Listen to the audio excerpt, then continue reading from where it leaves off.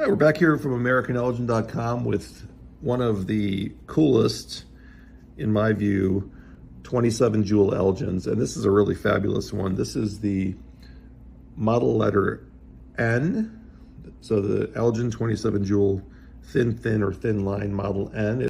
It has case reference 4454, and this case is a very substantial 33.3 millimeter case, all stainless steel.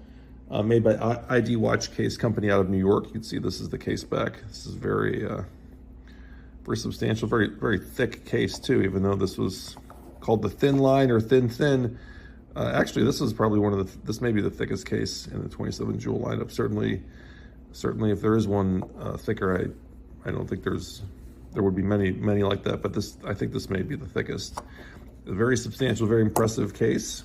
And see from the dial, the showstopper here, the thing that makes this so fabulous is this has what Elgin called a charcoal dial. So virtually all of the dials in this series are typical for what you would see at the late 1950s, early 60s. They're either kind of a white or cream color, or they are black. And this is neither. It is sort of like a gray titanium kind of color.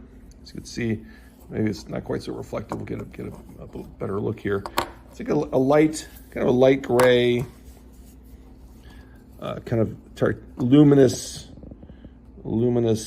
kind of titanium color, and it appears to have golden hour markers. They might not be, but I think they are. They're slightly golden looking, certainly from certain angles. And this watch is very attractive. This was, as far as we know, this is the only dial variant for this particular type, for this particular case number. And we can see from the advertising, I'll bring the advertising down here, we can see that this was the thin 27N. So we can see this is the same watch here. 27 jewels, water resistant, self-winding stainless steel case, and you can see in the bottom right, bottom left, it's 4454 is the case number.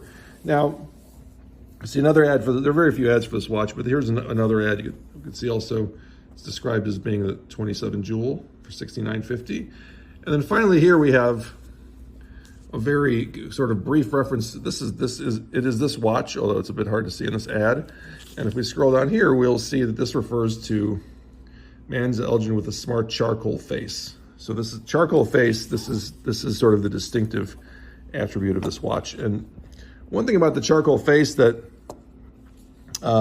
is worth noting is that this seems to have been a technology that was quite difficult to master, to get done right, because a fair number of these have damage to the dial. So I'll show you one here that has a lot of damage, where the dial appears to have flaked off a lot of it, and actually looks fantastically interesting and super cool. And you can see, I think, the contrast with what appear to be these slightly golden hour markers. But you can see this has kind of actually it does look quite like charcoal, like a burned appearance almost. And this is probably from the patination of the dial.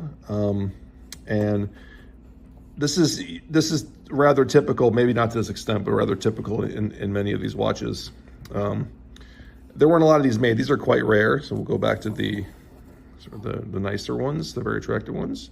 Just see how gorgeous this color is. It's like a luminous, kind of like ethereal, deep kind of titanium gray. Very attractive. This watch, as we saw in the advertising, this watch was $69.50 around 1960. So that would make it the most expensive of the all stainless steel Elgin watches, the 27 jewel. And these were made just like all the other 27 and 30 jewel Elgins. They were made at the famous main plant in Elgin, Illinois, which was the largest watchmaking facility in the world at one time, and it operated from around 1866 until 1964 when it was shut down and then torn down. And these watches were made there between about 1959 and 1963, and these were considered a very high-end watch. They were very expensive for their time. This $69.50 price represented well more than a week's worth of wages for the average American. The average American made about $50 a week at that time, in 1960. And they have a very high-end movement. This is 27 joule movement, along with the related 30 joule Lord Elgin movement, have the highest joule counts of any Elgin watches ever made in that century of production in the United States. And the jewels, of course, are working jewels. They're not decorations. You don't see any decorations here on the watch. The jewels are inside the movement. They operate similarly in principle to a ball bearing. They're an anti-friction device, which allows the watch to run more precisely and not to wear out, so not to wear out the metal parts. So it's a sign of a very good watch. And these lines, the 27 and 30 joule Elgin lines, have been acclaimed by Dr. Roland Ranft, who ran the famous Ranft database, the world's largest watch movement database. He called these chronometer-quality, meaning they are of the quality of a chronometer, which is a very, very precise watch, high-end, designed to only deviate maybe a couple seconds per day at most, either running fast or slow. So this is really an excellent watch from a highly acclaimed line of very, very high quality watches. And these 27 and 30 joule Elgins, these were the only full rotor automatic watches ever designed and made in the United States. The full rotor means inside this watch, if you were to turn it over and take off the case back, you would see there's a half moon shape, kind of half this circle would be a pendulum, a half moon, and it would rotate around a central pivot point while you're wearing the watch, and it would therefore wind the watch, and you would not use or should not use or not need to use the crown here on the right hand side to wind the watch as you would with a typical manual wind-up watch. So it's the only company that made this technology, and it was very highly esteemed by Dr. Ranft and others who were experts in watch movements.